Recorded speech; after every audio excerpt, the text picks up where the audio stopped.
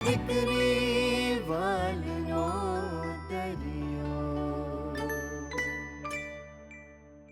અમે પણ અમારી રીતે આ વિડીયોને વાયરલ કરવાના છે. પપ્પાજી, હવે બોલો. હવે તો તમને કોઈ શંકા કે કોઈ સવાલ નથી ને?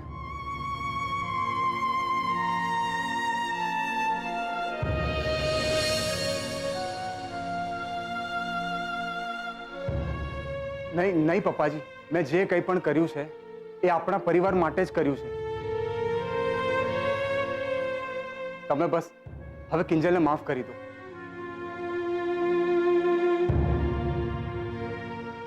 પપ્પા,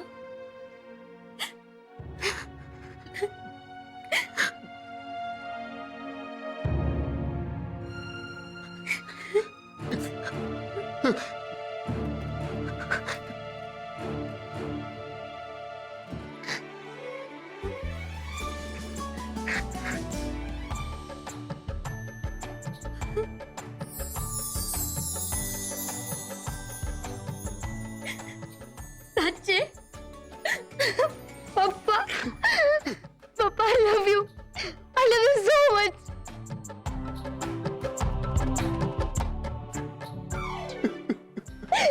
Thank you પપ્પા. મમ્મી જો,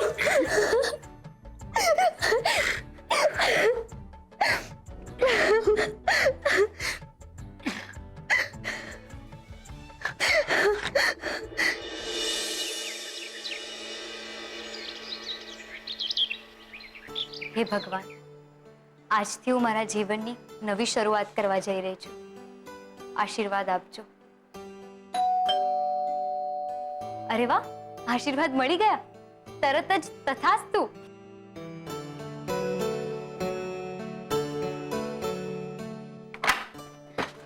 સેજલ, કેમ છે? શું થયું? બહુ થાકેલી લાગે છે. પણ તું એકદમ ફ્રેશ દેખાય છે. વાત શું છે? વાત શું હોવાની?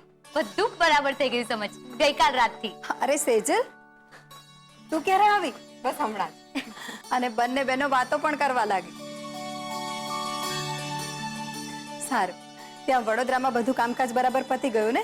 હા, પતી ગયું. પણ હમણાં જ મારે ઘરે જવાનું છે. પપ્પાજીએ મને મળવા બોલાવી છે. હમણાં ને હમણાં? અરે જો હમણાં તો તું આવી છો. એ બધું જવા દે ને. મને એમ કે અહીંયા બધું થાળે કેવી રીતે પડ્યું? રૂપેશ કુમાર અને ઉત્કર્ષના કારણે. એ બંને ઓલા બાબુ ગુંડાને પકડ્યો. એની પાસે માફીનામું પણ લખાવડાવ્યું, જે છાપામાં છપાવાનું છે, અને વિડીયો રેકોર્ડિંગ પણ કરાવ્યું છે. એણે આવું કેમ કર્યું? પછી તો પપ્પાએ માનવું જ પડે ને. એટલે બસ આજથી દુકાને જવાની પાછી શરૂઆત કરું છું. ચાલ સારું. પણ એક વાતનો મને હંમેશા અફસોસ રહેશે કે આવા ખરા સમયે તમારી બેનની સાથે ના રહી શકે. તો એમાં શું થઈ ગયું સેજલ? હા, રૂપેશ જીજુ તો હતા ને, તો એમ સમજ કે મદદ તે જ કરી છે. સમજવામાં ઘણો ફરક હોય છે કિંજલ. બાય ધ વે, પપ્પા ક્યાં છે? ગઈકાલે દુકાનેથી આવ્યા ને તો બહુ થાકી ગયા હતા, અને આજે એમને જલ્દી દુકાને જવાનું નથી, એટલે મેં જ એમને સુવા દીધા છે. હવે તું પણ ફ્રેશ થઈ જા, પછી એમને નિરાતે મળી લે છે. બાકી રૂપેશ કુમાર એટલે રૂપેશ કુમાર, હો. સવારથી લઈને રાત સુધી ખડા પગે એમણે એમની હાજરી પુરાવી છે. હવે એ બધી વાતો આપણે પછી કરીએ મમ્મી. બહુ થાકી ગઈ છું. સારું, તું ફ્રેશ થઈ જા, હું તારા માટે ચા નાસ્તો બનાવું છું.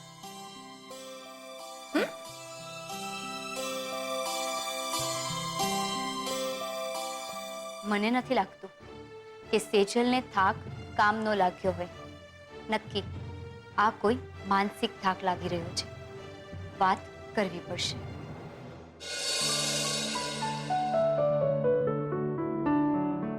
જય જિનેન્દ્ર મમ્મી. જય જિનેન્દ્ર બેટા. અરે વાહ, પાપડ. ચતુર્માસનું આ સારું છે. વરસાદ આવ્યો નથી કે પાલક અને કોથમીર આઉટ અને પાપડ ઇન. કાચું નથી ખાવાનું, જમતી વખતે લેજે. અને ઉત્કર્ષ ક્યાં છે? અને એમ કે તમે લોકો ગઈકાલે મોહનભાઈના ત્યાં માફી માંગવા ગયા હતા ને? શું થયું? થવાનું શું હતું? પપ્પાજીએ કિંજલને દુકાને જવાની પરવાનગી આપી દીધી. ચાલ, એ સારું થયું. અને ઉત્કર્ષની માફીનું શું થયું? એ તો ખબર નહીં. એટલે પપ્પાજીએ સ્પષ્ટ શબ્દોમાં હા કે ના તો નથી કહી, પણ ઉત્કર્ષ એમ કહીને આવી ગયો છે કે જ્યાં સુધી પપ્પાજી હા નહીં કહે ત્યાં સુધી કિંજલ સાથે વાત નહીં કરે. અરે પણ ઉત્કર્ષે આવું કેમ કહ્યું? એમાં એનો શું વાંક હતો? આંટી, સાવ મારો વાંક નહોતો એમ પણ તો ના કહી શકાય ને.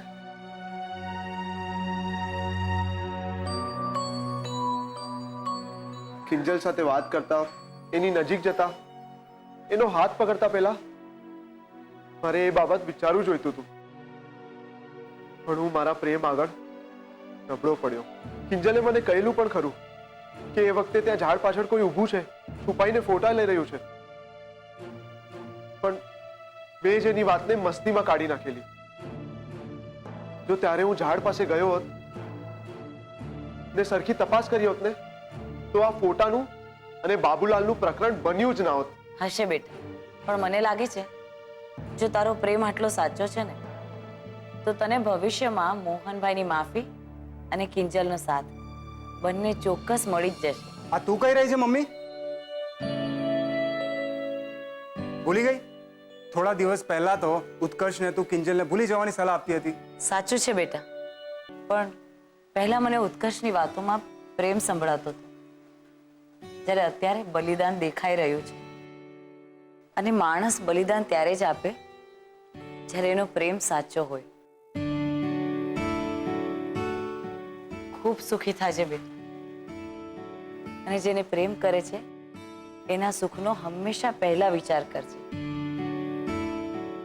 પ્રભુ મહાવીર તને તારા શબ્દો પાળવા માટેનું બળ અને સંયમ આપે.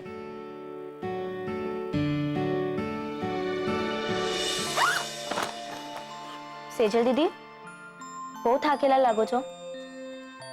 એક કામ કરો ને, માસુક અંકલને કહી દો ને કે આજે નહીં ફાવે આવું. થાકી ગયા છો ને? ના ના, નહીતર બિચારા ઉત્કર્ષનું કામ ડબલ થઈ જશે. સ્વાદિષ્ટ કંપની રજૂ કરે છે ટી મેલા. યસ. અને હું ગઈકાલે નેટ પર બેઠો હતો અને અચાનકથી મારું ધ્યાન આ ટી મેલા પર ગયું. એમાં લખેલું કે વધુ ડિટેલ્સ માટે ફોન કરો. પણ ત્યાં ટી મેલામાં જઈને હું શું કરું? નહીં એટલે મને ચા બનાવતા આવડે છે, પણ સાદી, ને બીજું કંઈ અલગ નથી આવડતું. ઇન્ટરનેશનલ ધોરણની ચા અહીંયા કોને બનાવતા આવડે છે? તો શીખી જાજો ને. ને એમ પણ ત્યાં આજુબાજુ લોકો જાત જાતના પ્રયોગો કરતા જ હશે ને, તો આપણે પણ જય શ્રી રામ કરીને કૂદકો મારી નાખવાનો. ને જો તો પણ તમારા મનમાં હાના હાના થતું હોય ને, તો ભગવાન પાસે ચિઠ્ઠી નાખીને પાકું કરાવી નાખો. ભગવાન કોઈને પર્સનલી મદદ કરવા નથી આવતા. એ તકના રૂપમાં પોતાનો હાથ, પોતાનો આશીર્વાદ મોકલે છે. તો પકડી લે એમનો હાથ અને ભરી લે આ ફોર્મ. તને ક્યાંથી ખબર પડી કે મેં ફોર્મ ભરી નાખ્યું છે? બોલ. ગુલાબે કહ્યું ને, મને હતું જ કે તું મને ખાલી ખાલી તાપીનગરની રાણી રાણી કહે રાખે છે. બાકી એ મંત્રી તો તારો જ છે. હું મોટા બેન, ક્યાં ખોવાયેલા છો? હું ક્યારની કિંજલ કિંજલ કિંજલ કરી રહી છું ને બેનનું ધ્યાન જ નથી. ના બસ, હું તો આ ટી મેળાના પેમ્પલેટ વિશે વિચારતી હતી. ઓહ, પેલું રૂપેશ અને ઉત્કર્ષ જે લઈ આવ્યા હતા એ જ વાત ને? હા, રૂપેશનું તો સમજ્યા કે તું એની સાળી છે એટલે તારા માટે મહેનત કરે, પણ ઉત્કર્ષ ખરેખર મદદ કરવાની બાબતમાં ઉત્કર્ષ ખરું સોનું છે. 24 કેરેટ ગોલ્ડ. મને પણ ઓફિસમાં એટલી મદદ કરે છે, એટલી મદદ કરે છે કે ના પૂછો વાત. હા, એના જેવું કોઈ બેસ્ટ વ્યક્તિ નથી. ને આ વાત છે ને પપ્પા પણ અગ્રી કરે છે, બસ અત્યારે કબૂલતા નથી. ચલો, હું તો જવાની. ને હું પણ. જરા સ્પોર્ટ્સ ક્લબ સુધી લિફ્ટ મળશે? હાસ તો હવે ચાલ. અને તું ટી મેળો યાદ રાખજે. ચલો, બાય. બાય. વાત તો સેજલ અને બીજલ સાચી જ કરી રહ્યા હતા. અત્યાર સુધી ઉત્કર્ષે મને કેટલી મદદ કરી હતી ને આજે જે મને દુકાને જવાનો અધિકાર મળ્યો છે એના પાયામાં પણ ઉત્કર્ષની જ મહેનત છે. મારે એને થેન્ક યુ કહેવું જોઈએ.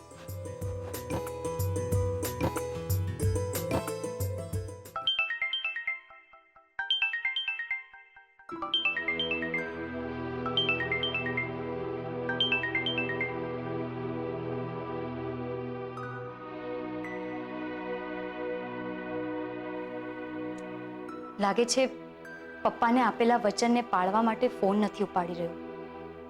પણ મારે એને થેન્ક્સ તો કહેવું જ છે. શું કરું? મેસેજ કરી દઉં? હા, મને લાગે છે મેસેજ કરી જ દેવો જોઈએ. થેન્ક્સ ઉત્કર્ષ. અત્યાર સુધી તે મારા માટે જે કંઈ પણ કર્યું એના માટે તારો ખૂબ ખૂબ આભાર.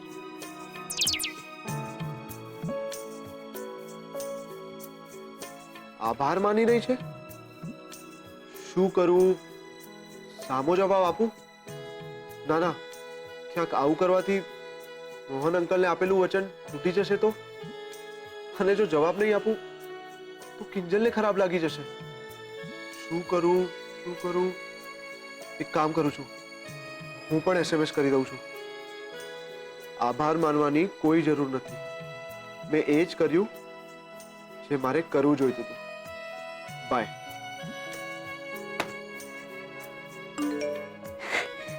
આભાર માનવાની કોઈ જરૂર નથી. મેં એ જ કર્યું છે જે મારે કરવું જોઈતું હતું. બાય. બાપ રે, દુકાને જવાનું મોડું થાય છે. ટી મેળા.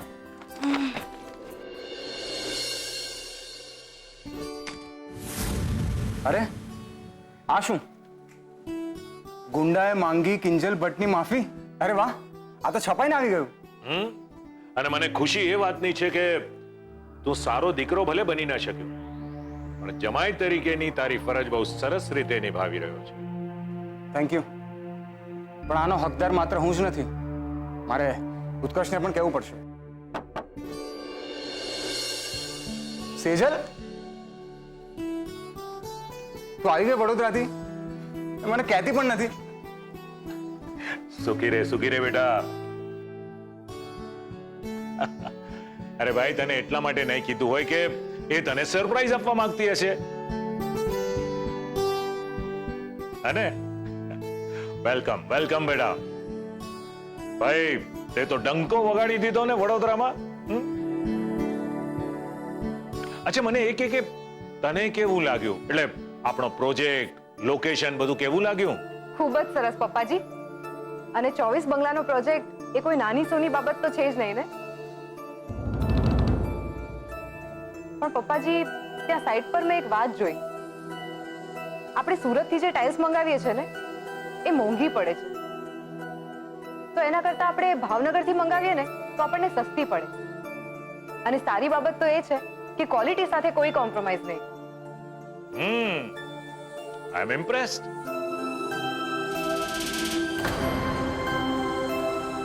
મને લાગે છે કે હવે મારે તને વડોદરાની સાથે સાથે રાજકોટ પણ મોકલવી પડશે.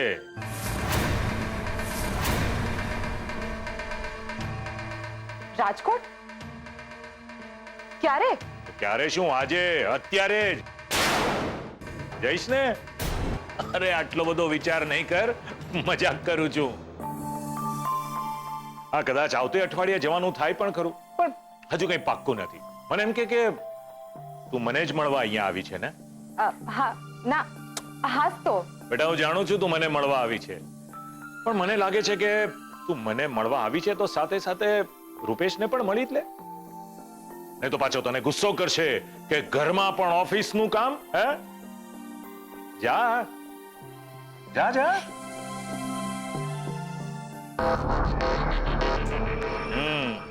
ઘરમાં પણ ઓફિસની વાત. બરાબરના મરચા લાગ્યા છે ભાઈ સાહેબને. લાગવા જ જોઈએ. ત્યારે જ તો સંઘવી કન્સ્ટ્રક્શનની ઓફિસમાં આવીને ટાઢક વળશે.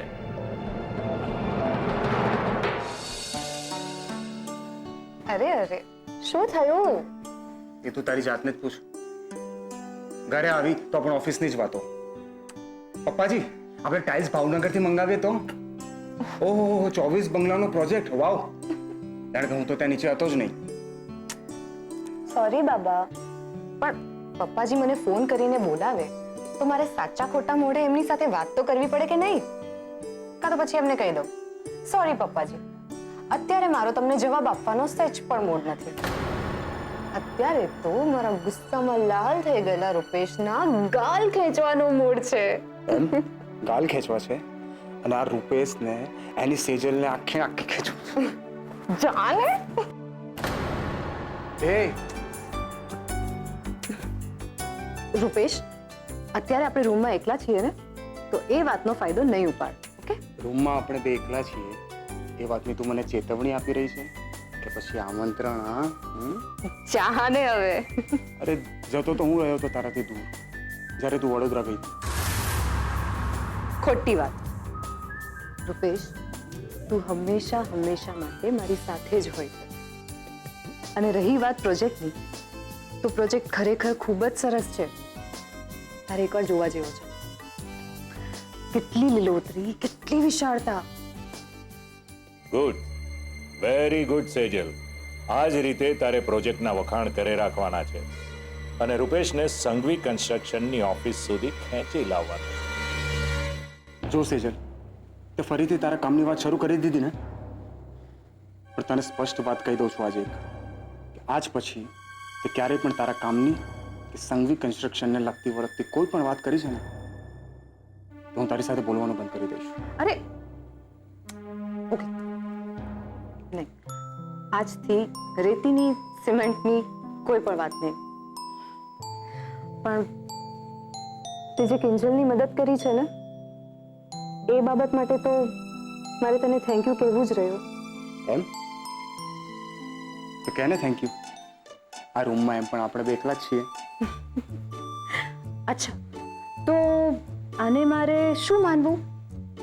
ચેતવણી કે પછી આમંત્રણ જ હોય ને. મીરા, આવી તમારી ચા અને નાસ્તો તૈયાર જ છે. પણ તમે આમ તૈયાર થઈને કઈ બાજુ જાઓ છો? દુકાને દુકાને કેમ? ત્યાં તો કિંજલ છે ને. મારે જવું પડે. ધ્યાન રે. સારું સારું, જજો, પણ ચા નાસ્તો કરીને જજો. અને હા, સારું યાદ આવ્યું, આજે બપોરે 12 વાગે ડોક્ટર પાસે તમારી અપોઇન્ટમેન્ટ છે. હું ત્યાં ફાઇલ લઈને આવી જઈશ. ફાઇલ ક્યાં મૂકી? ફાઇલ તો લઈ જવી પડશે ને. એમાં નવા રિપોર્ટ્સ અને ડોક્ટરની ચિઠ્ઠી ને બધું મૂકવાનું છે. કિંજલે ફાઇલ ક્યાં મૂકી? કહું છું, કિંજલના પપ્પા! કિંજલના પપ્પા! શું થયું તમને? અરે બોલો તો ખરા! કિંજલના પપ્પા! શું થયું? બોલો તો ખરા! અરે કંઈક તો બોલો! શું થયું તમને? આખું તો બોલો!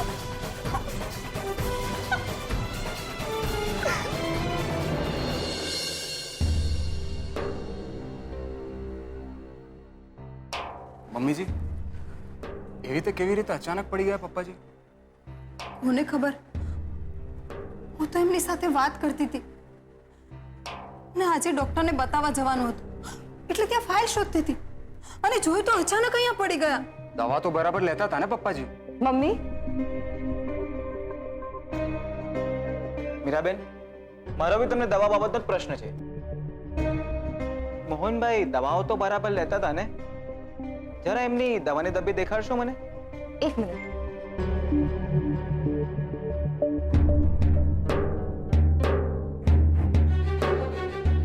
અરે આમાંથી દવાઓ ક્યાં ગઈ?